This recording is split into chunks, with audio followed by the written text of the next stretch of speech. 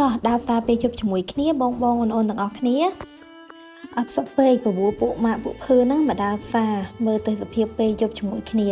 និយាយទៅនៅសៀមរាបម្យ៉ាងដែរថ្ងៃឡើងពេលសម្រាប់ពីធ្វើការទៅដើរលេងតាមប្រាសាទនានា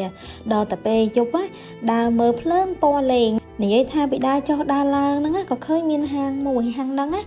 ឃើញគាត់ទៅរៀបចំដាក់លក់បានមួយរយៈអ្នកទាំងអស់គ្នាដឹងអត់គ្រាន់តែឃើញហាងហ្នឹងភ្លាមការឌីគ័ររបស់គាត់ហ្នឹងគឺធ្វើឲ្យពួកខ្ញុំចាប់អារម្មណ៍មែនទែនថាការរៀបចំរបស់គាត់ហ្នឹងគឺត្រជាក់ភ្នែកនិងគ្រឿងអលង្ការទាំងអស់ហ្នឹងធ្វើពីគ្រាប់ធញ្ញជាតិនិងថ្មគឺគាត់យកក្រូចឈើដែលងាប់ហ្នឹងយកមកដាក់ឌីគ័រហើយយកគ្រឿងអលង្ការទាំងអស់យកមកដាក់តម្រៀបតាមហ្នឹងហើយ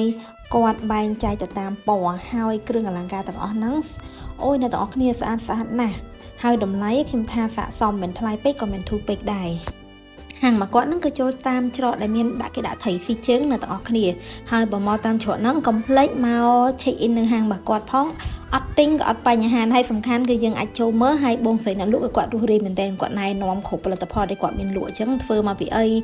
ហើយអ្នកទាំងអស់គ្នាគាត់ទៅមើលក្នុងរូបហ្នឹងហើយនិយាយមែនខ្ញុំពីអ្នកមិត្តភក្តិខ្ញុំដើរចុះដើរឡើងគឺនៅកវ៉ែតែហាងរបស់គាត់ទេដោយសារថាអត់ចង់ចេញពីហាងរបស់គាត់ទេទៅចាក់ភ្នែកមែនតើតែគាត់ហាងខ្ញុំនៅវាអត់មានលុយទិញបើអ្នកទាំងអស់គ្នាធ្វើការកាដូសម្រាប់ birthday កាដូអីផ្សេងខ្ញុំ recommend មកហាងហ្នឹងអ្នកទាំងអស់គ្នាពីព្រោះគ្រឿងអលង្ការរបស់គាត់ហ្នឹង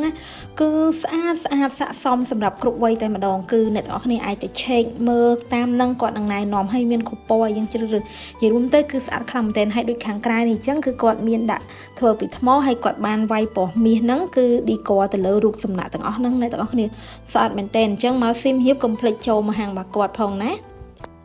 ចេញពីហាងគាត់មកដើរចុះដើរឡើងនេះមកបានធ្លាយមកដល់ផ្សារខ្មែរសូមស្វាគមន៍អីណាអ្នកទាំងអស់គ្នាខ្ញុំមកផ្សារនឹងច្រើនដងហើយប៉ុន្តែអាពេលតាមពីគេរៀបចំថ្មីនឹងមកគឺខ្ញុំអត់ដែរបានមកទេហើយត្រឹមតែលើកនេះគឺលើកទី1ដែលខ្ញុំចូលអ្នកទាំងអស់គ្នាគឺត្រជាក់ភ្នែកមែនតើខុសពីលើកមុនឆ្ងាយណាស់គឺគេឌីគ័រលើកនេះគឺស្អាតមែនតើហើយគ្រប់យ៉ាង